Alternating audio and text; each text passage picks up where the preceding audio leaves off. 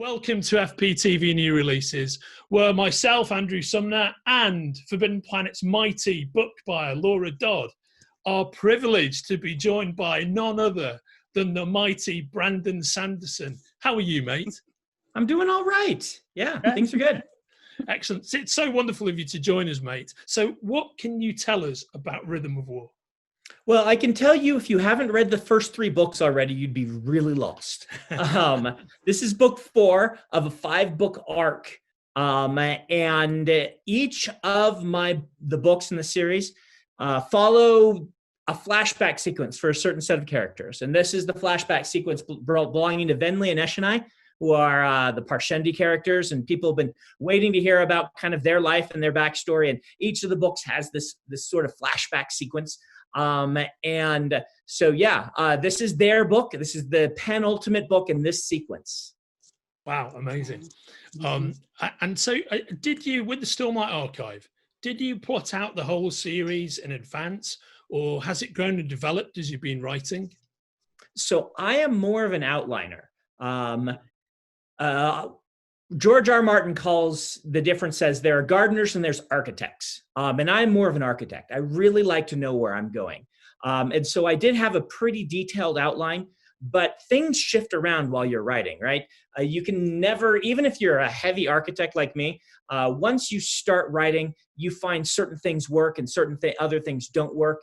And so as we get to these last books of the series, of course, they've changed the most from the original outline, because as you go, you make course corrections and whatnot. And so things that are happening in this book were planned to happen in a different book, and I moved them here because this is the better place for them, and other new things came up. So even someone like myself that has a really detailed outline, you would probably look at that outline and be like, wow, well, that didn't happen. Yeah. Okay, that is so interesting. So it's that marriage between being a detailed planner and then the alchemy of writing a book as you're going along. Yeah, the big changing factor for me is character. I find that I just can't outline character to the extent I can plot or world. World I can do a lot of outlining on, and plot I can get general ideas for. But as you're writing a book, you as an author go through the experiences with the characters and you change them, you see how it affects them. And so as you get to the later books, you're like, they just have become someone who wouldn't do this thing that I originally planned to be a major plot arc in this series. I've got to come up with something that matches who they've become instead. I generally don't plan out, for instance, romances for my characters. I see where the natural chemistry lies and what works as I'm writing. Yeah, that's very interesting. Laura, I know you've got a bunch of questions. Yes, yeah, I do. So I'm going to start off with your kind of early career. So you actually started off studying biochemistry at university before transferring to English. We're obviously very grateful that you did change, but why the change? So I went into biochemistry because my mother held out hope she would get a doctor. She kind of had all her kids pointed on a science path. My mother's an accountant, and she really wanted to get a doctor. She ended up with none out of 4 children. But I was the eldest, and she said, you are much more likely to get scholarships if you focus on the scientific side. And I did have an inclination toward there, right? I became a science fiction fantasy writer. And so I really enjoyed chemistry all through high school. And so I chose that as a major. But what they don't tell you in high school is when you get to university, chemistry stops being about fun experiments where you blow things up, and it starts being math, right? Some really advanced math. And I was fine with math, but I did not enjoy it. And so what I found is that first year, I disliked all of my major classes quite a bit. And that was a big red flag for me. I've often said, you need to find something to do with your life where you enjoy the busy work. If you don't enjoy the busy work of what you're doing, and a lot of the busy work was, computing things, and then doing these labs where you do the same thing 50 times and make sure you're getting the same result, which is good science, but was really boring for me. And so I decided after that, I'm just like, I am not meant to be a chemist. I am miserable. And meanwhile, I've been writing all along. My mother had convinced me, a very wise woman. She said, how doctors are always golfing?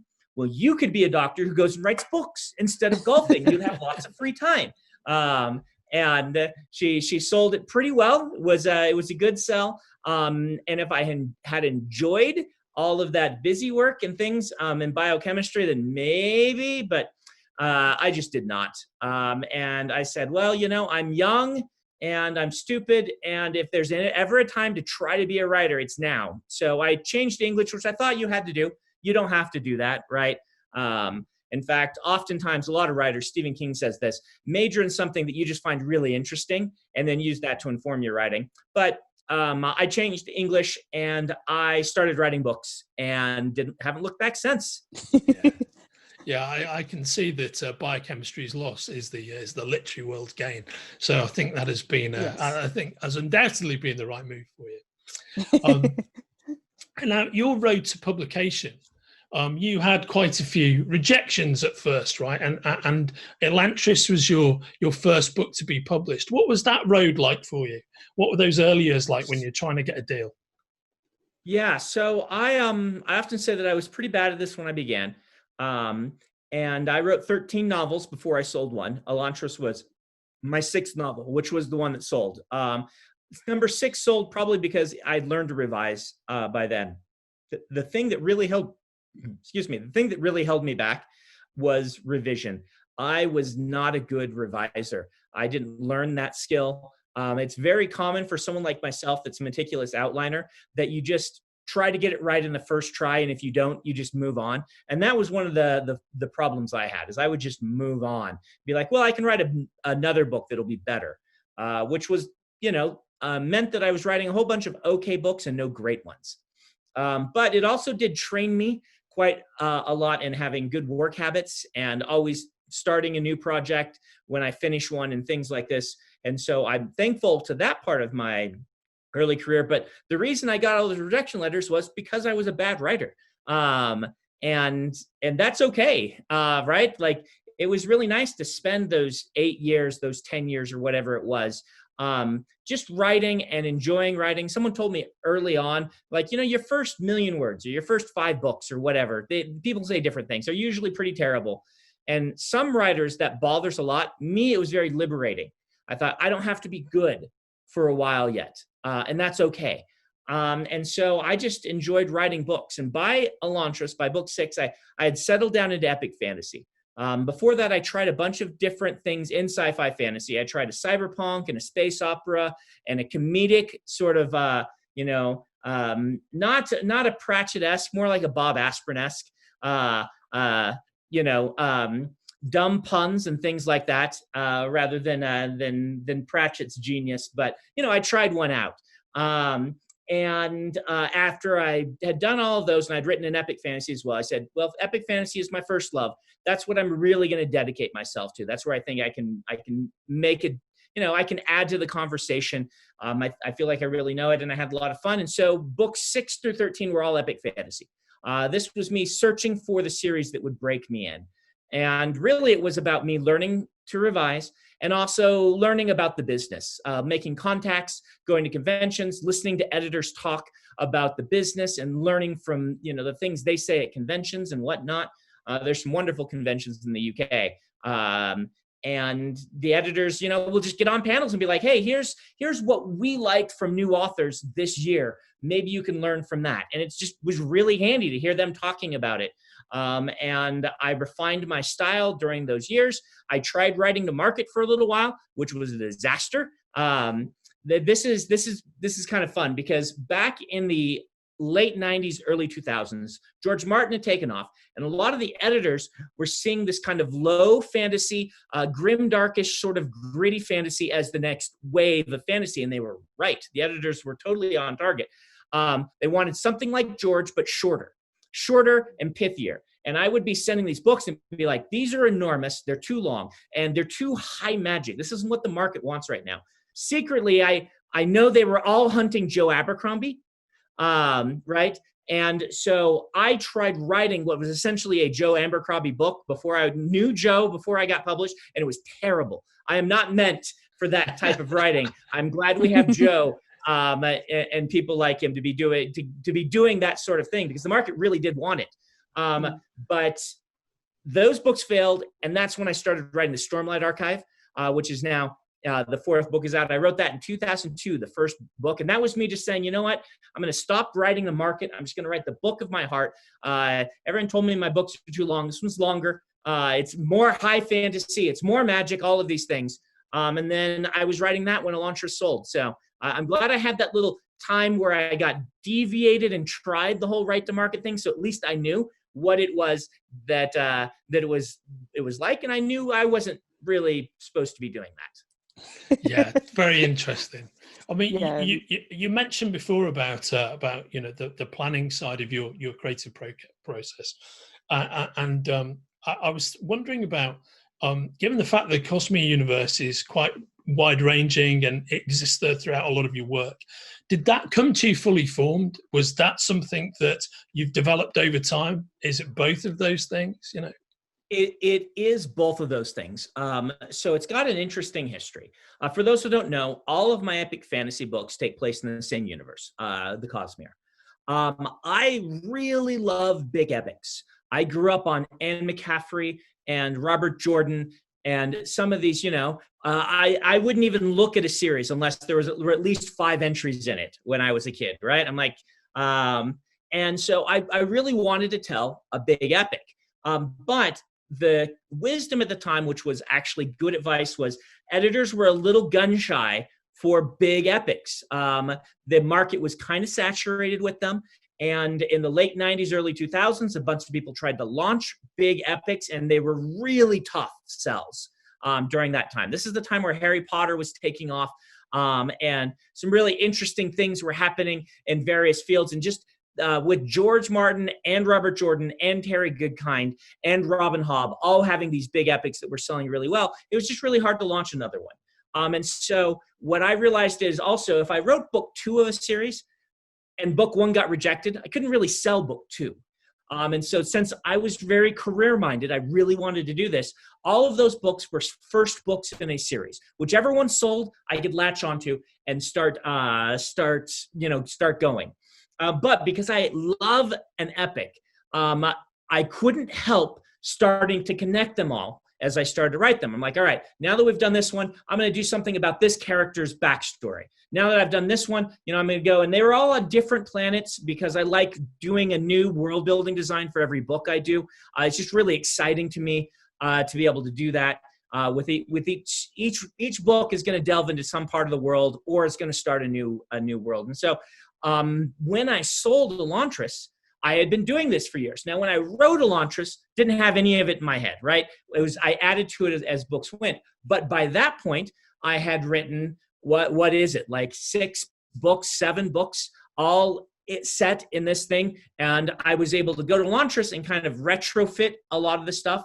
And then Mistborn, which was my next book, which was book number 14, which is the second book that got published. From there, I had it all kind of in place. So Elantris was retrofit into it. Mistborn, I had it, but it's because I had those 7 books time to plan all of this when I didn't get published that it could kind of go in fully formed after all the brainstorming and work had happened during those early years.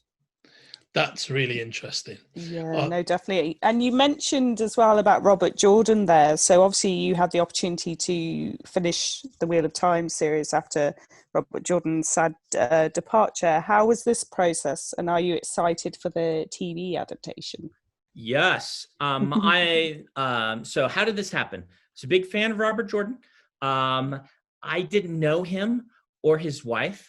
I was called out of the blue without applying or anything and just asked if I would do it. Harriet found some things I'd written online about Robert Jordan and knew I was a writer, read some of my books, read Mistborn, because I only had 2 books out then, and liked it and called me and said, I would like you to finish this book.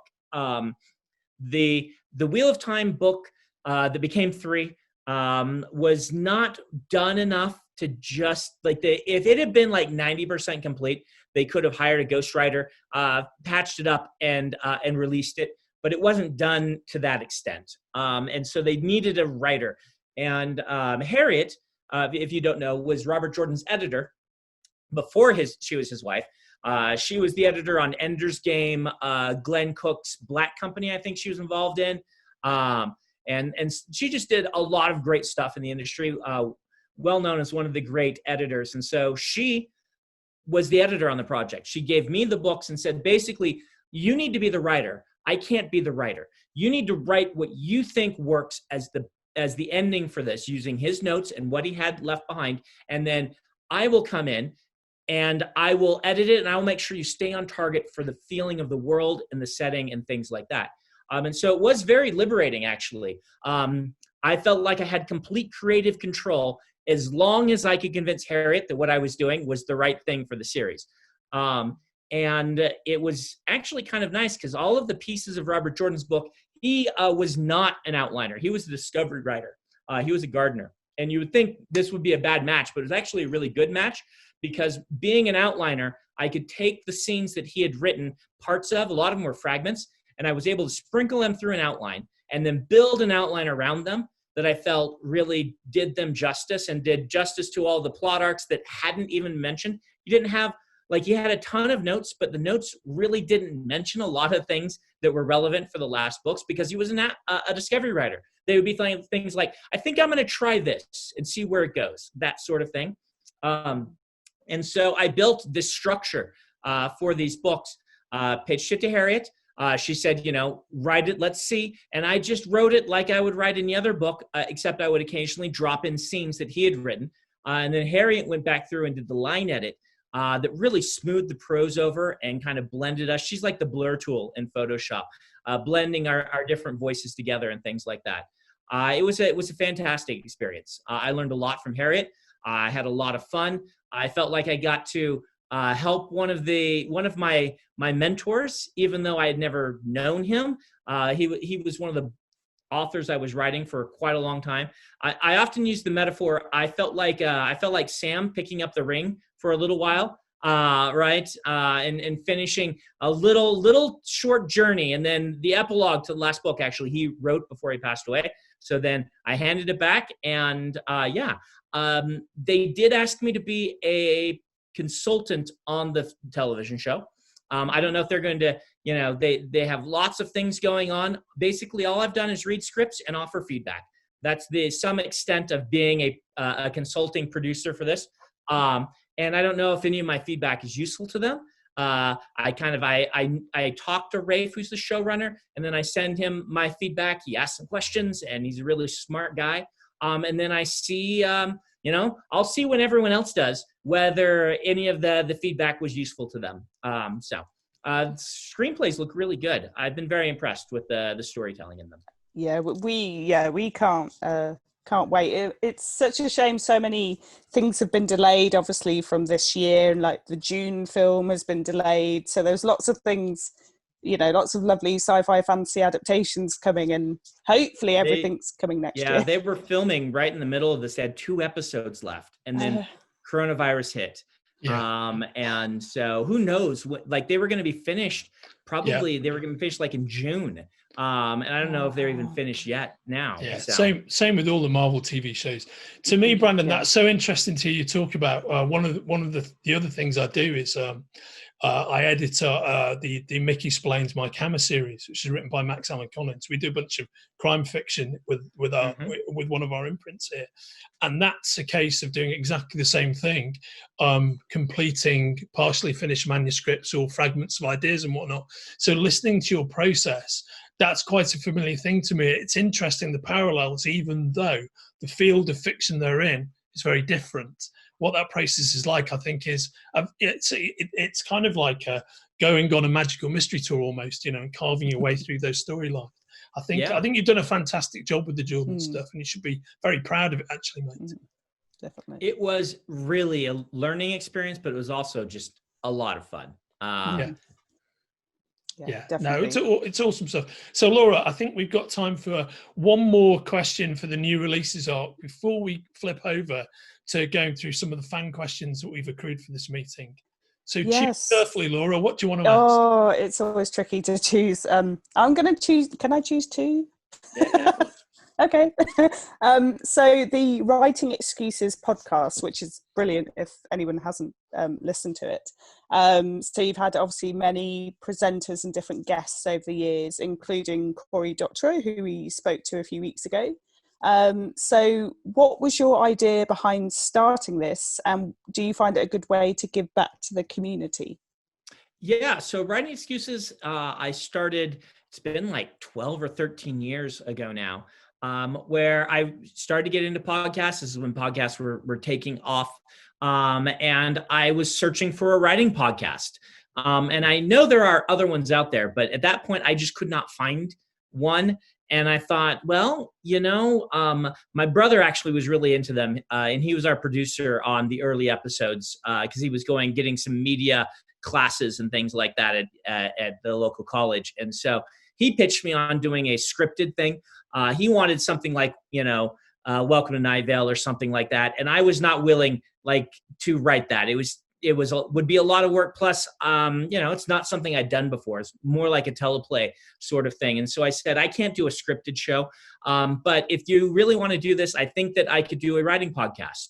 And so I grabbed a couple friends of mine who were local, and we sat at my kitchen table and we started recording episodes. And my kind of pitch on it was to be short, fast, and sweet. Which turns out that's not really how podcasts have evolved, right? Rather the opposite. Yeah. And, I listen to my share of podcasts as well, and I like the big, long, rambling ones also. But the kind of concept for this was short and to the point. Basically, I wanted to do roundtable panels like you see at conventions, without kind of all the fat that sometimes the tangents and things that happen at those panels. And eventually, it started to get popular and stuff. And so we decided we need to reach out from beyond who we are, right? Because my three friends, we were three guys in Utah, basically with the same age and same life history and story. And so that's when we brought on Mary Robinette. And then we moved on to kind of doing a lot of different guest hosts and things. These days, I try to take a little bit more of a back seat and let the guests speak, because people have 12 years of hearing me talk on the same topics. And so try very hard to bring in new voices and people who have different perspective on things. But I'm really proud of what it's become and what it does. I did win a Hugo Award one year, which was pretty cool. Before they had a podcast category, we won Best Related Work, which is also what Batman the Dark Knight won. That's just, for years, that was the catch-all Hugo category. And then they started, a fan cast series one and stuff like that. So, but yeah. That's brilliant. So to finish off our questions for this evening, what have you been watching, reading, and playing to keep you sane in 2020? So I just finished Andy Weir's new book. It's not out until May. It is lucky. So good. If you can get an arc of that, and read it. It is a lot of fun. I'm going to hit someone up after this. Yeah, I need to read that. And if you guys can remember this till May, I love The Martian, like everyone. I like this a little more. It's a little more sci-fi. It's a little more interesting in its narrative structure. The Martian is fantastic, don't get me wrong, but I really like this book. It's called Project Hail Mary. And so highly recommend that. I have been staying away from games for the last month or so because I was behind on some stuff. So the latest game that I played and finished was probably Fallout 4. I live like 5 years behind in video games because I wait till games are out for a while. All the patches have been released.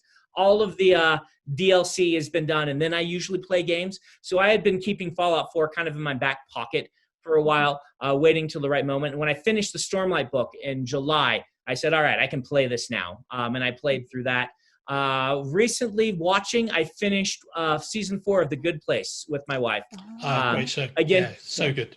We usually wait till a series is done. So we just waited till that came out on Netflix, and we watched it. And my kids and we've started, of course, Mandalorian now that season 2's out. Yes. Because my kids melt for Baby Yoda. Yeah. So Quite right, every week we're there watching that. And they have to experience TV like I used to. They know what it's like to have to wait for the new Star Trek Next Generation episode to come out. And so they're very frustrated by that. They're like, let's watch another. I'm like, there isn't another. I'm like, what? No, just push play. Get the next one. That's not how they're doing it. Nope. Thanks so much, Brandon. There's an epic set of answers. So this so far has been FPTV new releases.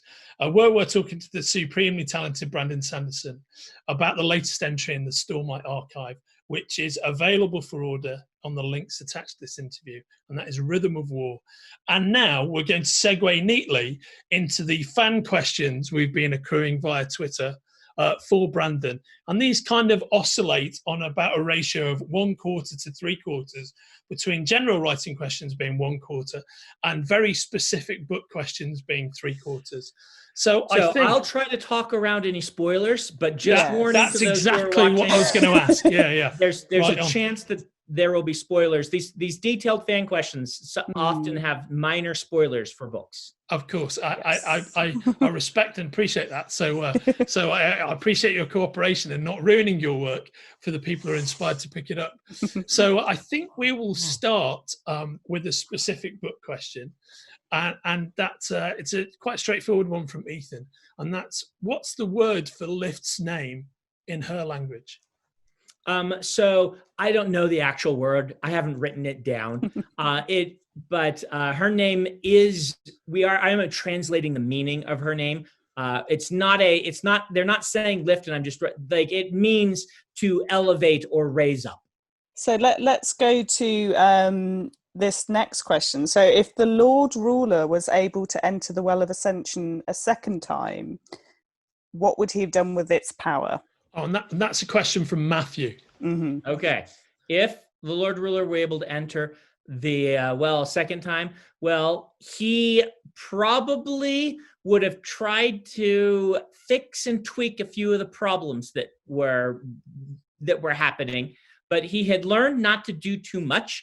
So I would say minor tweaks and perhaps some power solidification things, and stuff like that. He would not probably have been able to fix things as well as he wanted to. It probably would have gone more poorly than he implies that it would have gone.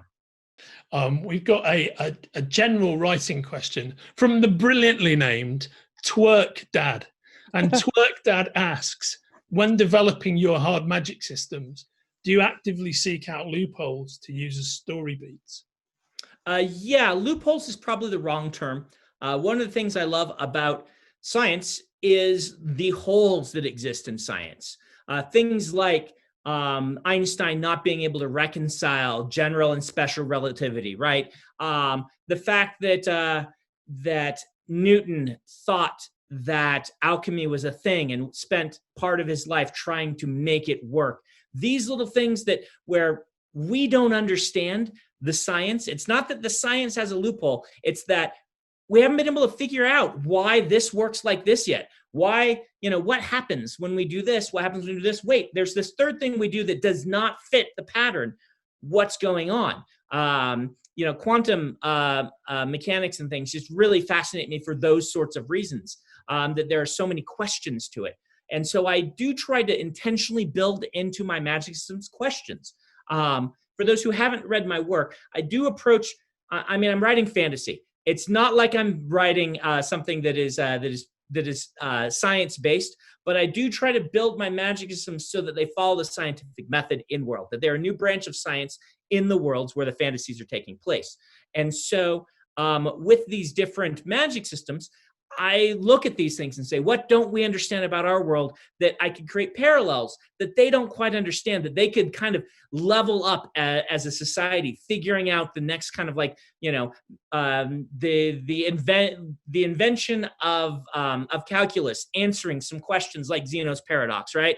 That you're like, for 2,000 years almost, it was like, we can't mathematically prove that Zeno's paradox isn't a real thing. That's the old Greek philosophers like, well, to travel the distance between 2 points, you have to go halfway there. To get travel distance between to there, you have to go halfway there, and you can actually never reach anything because you're always getting. You have to do infinite numbers of divisions and things like that.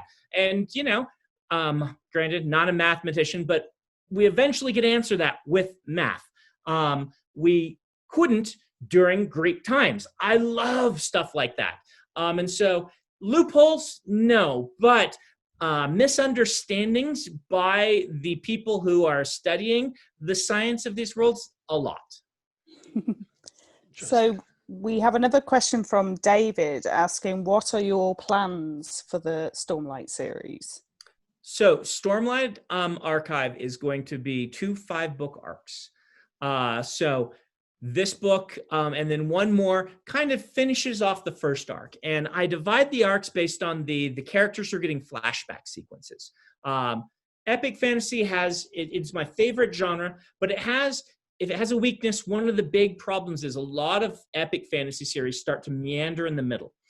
This is the point where the author has been writing the series so long that the author's interests maybe have started to deviate from the main central storyline of the book. And authors tend to get really fascinated with the side characters. And the books start to blend together where it's less distinct where a book ends and a new one starts and things like that. And having read a lot and loving these authors and seeing what they've done before me, I thought maybe a way to mitigate this is to make sure that each book is kind of focusing on a character. And so I developed 10 characters and then split that into 2 arcs. And so first 5 are covering the characters that you know now that you'd be able to pick out who they are. They're Eshni, Kaladin, Shallan, Dalinar, and Zeth. That's not to say those characters won't be in the next 5. Some of them will, some of them won't. But the next 5 will kind of take the focus onto people like Lift and Yasna and things like this, where I've been building characters that will have an arc there. And I can't say more than that until we get to book 5 and you kind of see the things I'm doing in book 5 that will make this make a lot more sense. Yeah. Okay. Yeah. I appreciate your restraint there, mate. And thanks for such a detailed answer as well. So Joaquin asks, does Zahel know what fused are because of his biochromatic vision, or has he studied them in some other way? Well, I would say both. He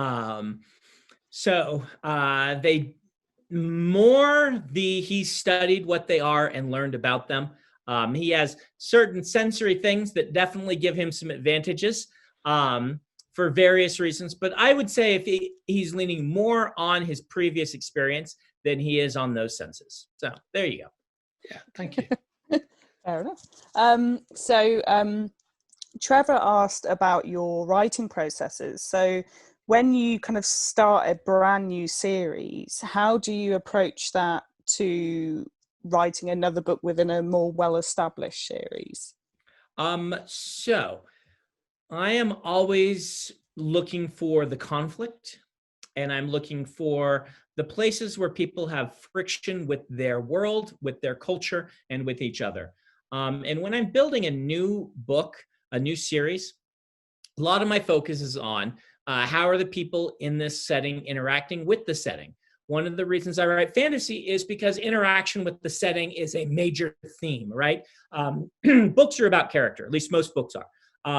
And one of the highlights of fantasy is you get to see people interacting with this really interesting setting and see what that does to these characters. And those are the sorts of questions that I'm asking myself as I'm building that new setting. What's going to be really interesting about this setting that will also lead to interesting character moments and character interactions with it. As I'm writing a sequel, I'm more asking myself, how can I dig deeper into these characters in this world? The sequels are a chance to, instead of, a first book is often a survey of a setting where you get to feel out kind of all the more expected examples of how people interact with it. And then once you are digging further in, you can be like, all right, let's really look at this culture. Let's really look at this character and their interaction with the setting. Rhythm of War is an example of this. One of the characters, Navani, is a scientist. Call them artifabrians in world. She's an engineer. And this book is doing things I couldn't have done in the first few books because the reader's understanding of the setting was not where it needed to be to kind of follow along an expert trying to really delve into how some of the processes work in the world. Hopefully it works in a really interesting way. Doesn't work. I don't want to bore people with long technical descriptions, but seeing how this person interacts in a different way with the setting than perhaps how Kaladin's interact with the setting, that's really exciting to me. And that's what sequels are for.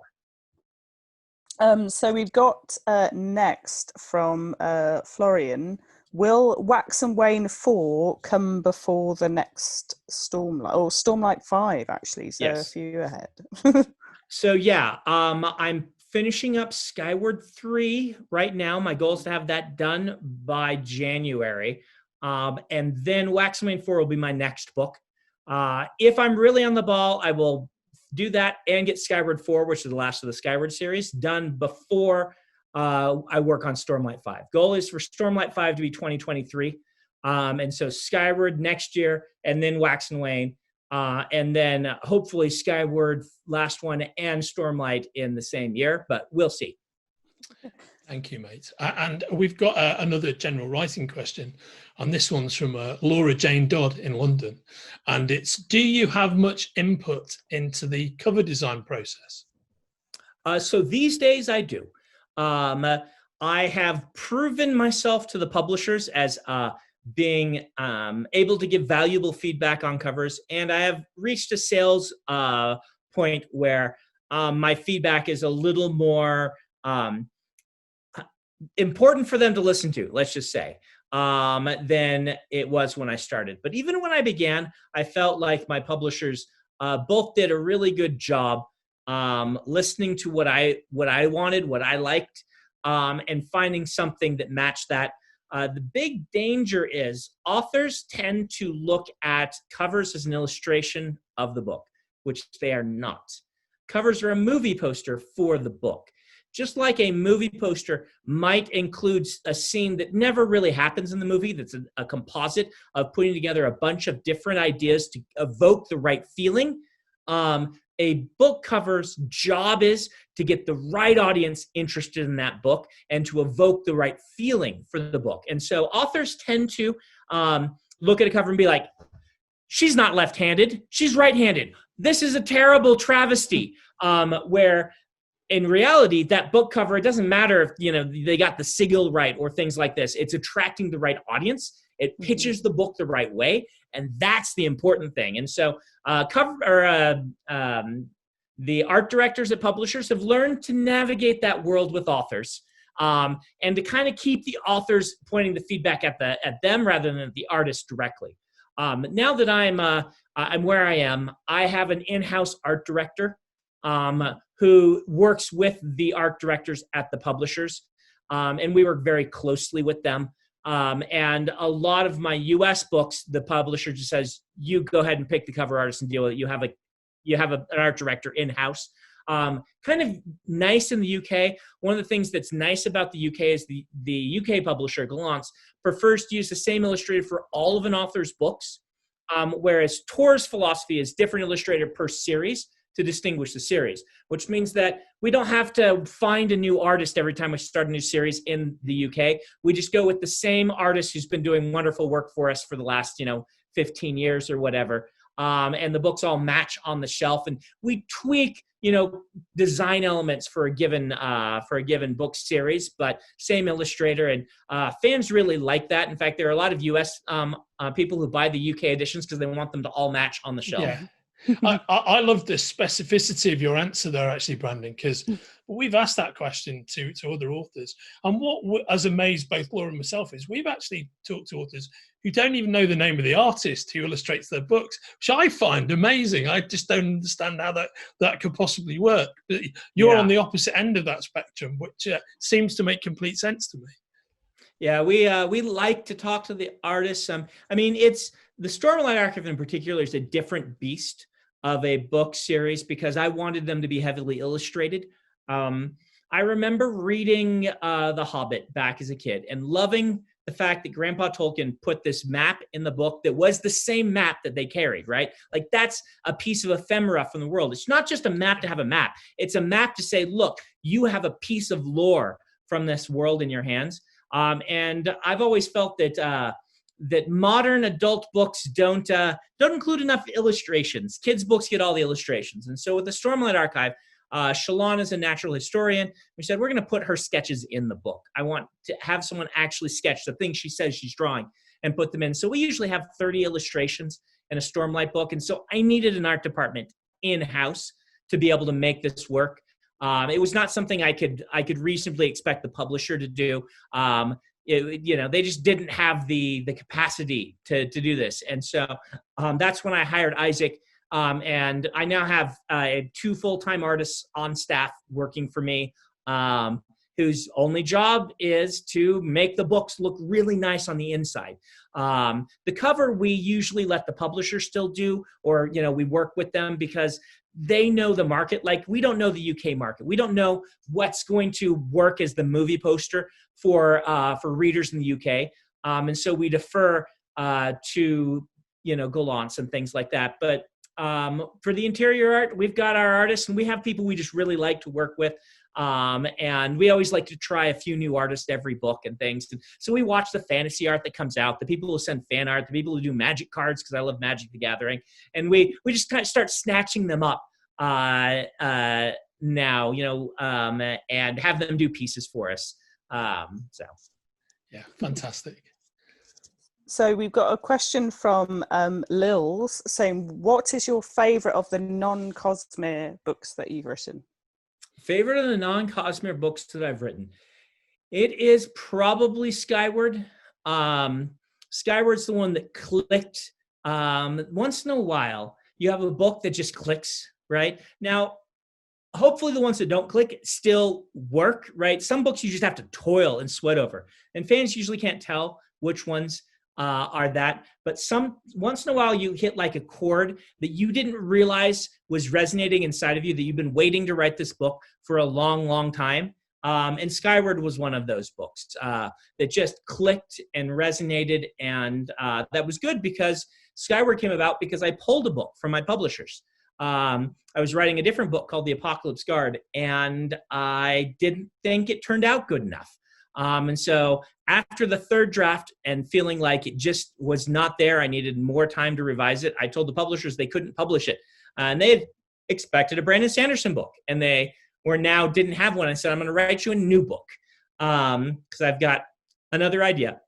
And this is where my old training in starting something new came to play. And I wrote that book for them, which was Skyward. And fortunately, that one didn't have the big editorial problems that I was finding in the Apocalypse Guard. It just came together, and I'm very proud of that book. So it's a very fun novel. Yeah, it certainly is. So we've got as well a question about the various languages that your books have now been translated into, and Bernardo in particular wants to know if Stormlight will be coming to Brazil anytime soon. So Brazil is a tough problem right now because we had sold Stormlight to a Brazilian publisher, but Brazil had a major economic downturn recently. I mean, the whole world's suffering from coronavirus, but this was starting even before coronavirus, and coronavirus was just like a kick to the face for the Brazilian publishers. The whole publishing industry in Brazil has been having some real difficulties. And we've been understanding on that, right? Like our previous books there's some publishers that are very behind in payments, which is, all things considered, just fine. But what it means is that the publisher that had Stormlight ready to go is just no longer able to do Stormlight. And I think the rights even reverted. I think they went 2 years or 3 years without publishing one and just said, we can't put this out. The whole industry is just having too much trouble right now. And so we are searching for a way to get the books out in Brazil. You could probably import the Portuguese version from Europe, but I know that the Portuguese from Portugal is different, and we'd really just like to have an actual Brazilian edition. We're working on it. It's tough right now. Mm-hmm. Oh, thanks for your candor there, Brandon. Another question we got from an interestingly named party. This is from Higgy Baby, which is frankly a Magnum PI reference I didn't expect to find in tonight's naming protocols. And his or her question is: do the High Storms and Everstorm orbit Roshar like rings? So rings is the wrong term. There's not another high storm on the other side of the world. There's one high storm blowing around. They were sort of mini based on the spot of Jupiter, right? But they move around. It's a massive hurricane that moves around the planet. So it goes around the planet, but if what you're asking is there a ring of high storm? And so when it's on one side, it's on the other side, that is not the case. There is a high storm that's going around and an everstorm that's going the other direction around the planet. And they are very wide, enormous storms. But imagine a storm of Jupiter moving around the planet rather than kind of staying where it is. And so Dark Earth asks, your books have a lot of very like philosophy kind of themes and things like that. So do you read much philosophy yourself? And is there a particular book you would recommend to an aspiring author? So I'll answer the second question first. For aspiring authors, I generally recommend you start with survey books that are going to give you a wide, broad knowledge in a topic. Philosophy is the same way. Pick up some philosophy textbooks that are going to kind of give you a few chapters about major philosophical movements and things like this. Because what I've found as a writer is I need to have a working knowledge of a lot of different topics so that I can know what I don't know, right? Socrates. And if you know what you don't know, if you know where the holes in your knowledge are, then when you sit down to write something, you can say, I don't know enough about this topic. But I've read these survey books and I know about pantheism or whatever, which is one of the things that I've been playing with in Stormlight Archive. And I can go and I know, that I'm going to read some Spinoza or whatever, because I know from the survey books that this is someone who was a founder of this kind of philosophy, or at least someone who talked about it. He didn't really found it because it was going on in many parts of the world centuries before he wrote about it. But some of these ideas and some of these movements, you can go read them. You can dig in deeper. And my recommendation is generally that you try to get yourself to an okay knowledge. Go from I know nothing, but I know that I don't know enough, to I know enough to do an okay job. And then get some beta readers who are experts. With a lot of expertises, you can get yourself halfway there with reading a couple of books and thinking about it and playing with it and whatnot. That other halfway to being an expert is the stuff that takes another 8 years of practice, right? And my recommendation for authors is be a jack of all trades and then have the experts in your pocket to tell you where you're doing stuff wrong. Good example of that was Rhythm of War, right? I have what I consider a fairly good working knowledge of abnormal psych from various studies I've done and some classes I took and a lot of research I've been reading at. And so when I was delving deeply into a character with this associative identity disorder, I was able to write it in a way that felt accurate to me. But then I got some beta readers with DID to read it, and they told me all the stuff I was doing way wrong. But I knew enough about psychology to understand and have context for the places where they told me I'd made huge mistakes, and was able to correct those mistakes with their help. They were very patient. And this is what I recommend people doing as writers in most cases. That said, I do think Stephen King's advice is good advice. If there's something you're really interested in and you want to do a deep dive, that can inform your writing for the rest of your life.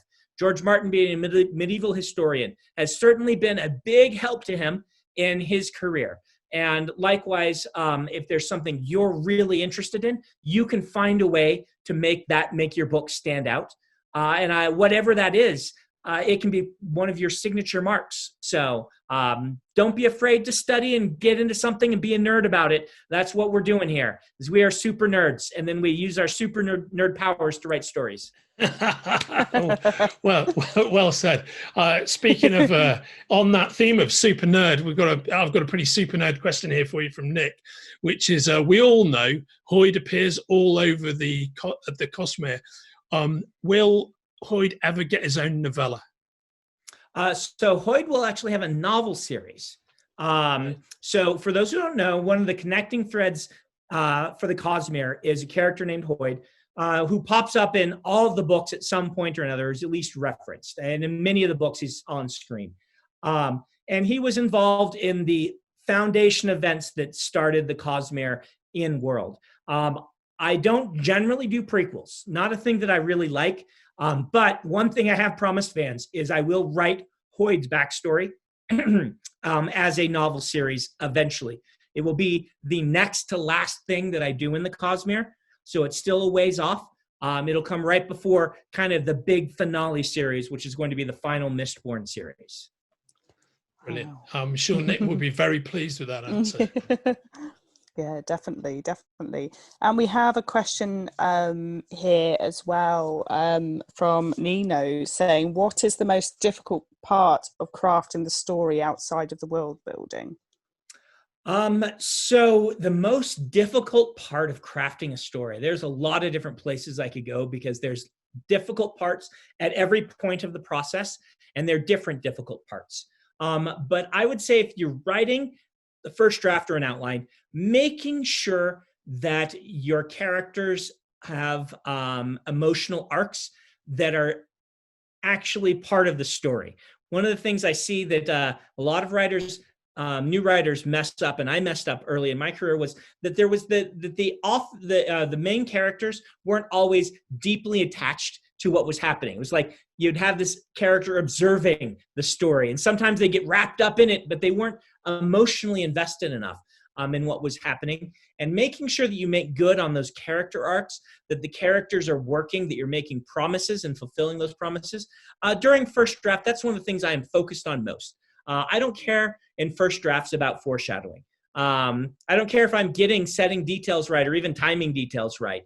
I'm making sure that the character is interesting to read, and that they have a journey, and that there's a sense of progress and momentum to the story. So a question that Caleb asked was, when creating maps with Isaac Stewart, what's that process like? And does Isaac have free reign to create? How does it work? Isaac does have free reign. By this point, what's going on is Isaac's more of a collaborator than anything else. And he will often name things and come up with things in the map and say, hey, this doesn't work where you described it. Here's what I recommend. And I'll change the text to match that. Early in our association, I would write the book and hand him a very bad MS Paint map that he would then soup up and make look good.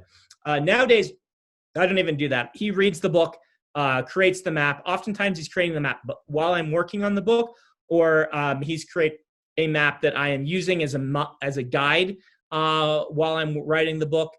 We have concept art in world these days, where my artists are like, here's what we think from what you've said before, this culture looks like, give us some direction. And then I'll have a whole book of concept art for a culture to work out of when I'm doing descriptions in the books and things like that. And so, yeah, he has a lot of freedom because I don't always, it's one of these things. I know enough about geography to not make huge mistakes. I have rivers flow the wrong way and things like that, but I am not a cartographer.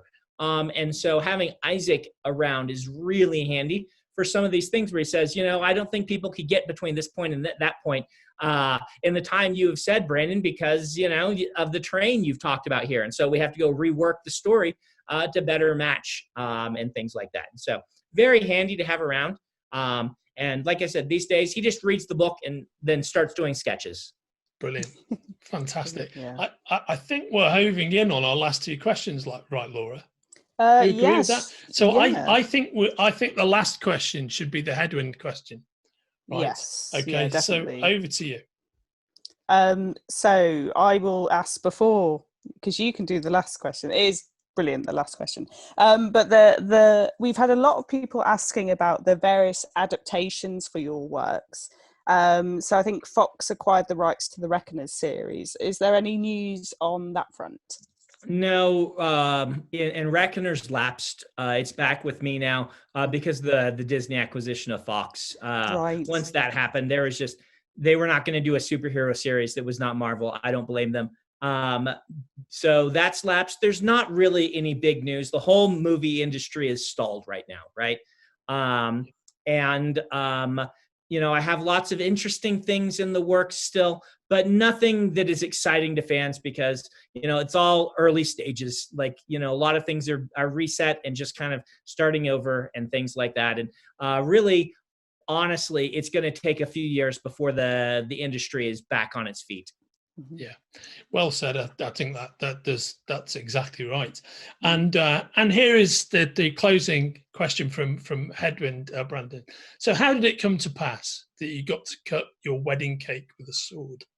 So I had always been telling my friends that I would have swords at my wedding because I'm a fantasy novelist, right? And they didn't believe me. And honestly, if they had not been so skeptical, it probably wouldn't have happened. But they were skeptical. And I said, I'm going to have swords. And so when I collected my groomsmen and groomswomen for my wedding, I went and ordered a bunch of replica swords that I liked from historical recreations. And I gave them all swords as a thank you for being, my groomsmen and groomswomen. My wife was very jealous of all the swords. So I bought her one in secret and gave it to her. And I had to buy myself a sword, right? And so it just was kind of a natural thing that we had all these swords around. They're like, we're going to cut the wedding cake with a sword. So we used mine, I believe. So we've got this nice half and a hander sword that the two of us sliced the cake with. And then we made sure it was very clean first and the oil was wiped off. It just felt very appropriate. But now my whole family has done it. My brother cut his wedding cake with a battle axe. And my sister cut hers with a spear. It became a theme in our family of weird wedding cake cutting utensils. Fantastic. Let's hope nobody uses a grenade in future. That would seem to, but surely that's the only place to go after the items you've used already. That's awesome.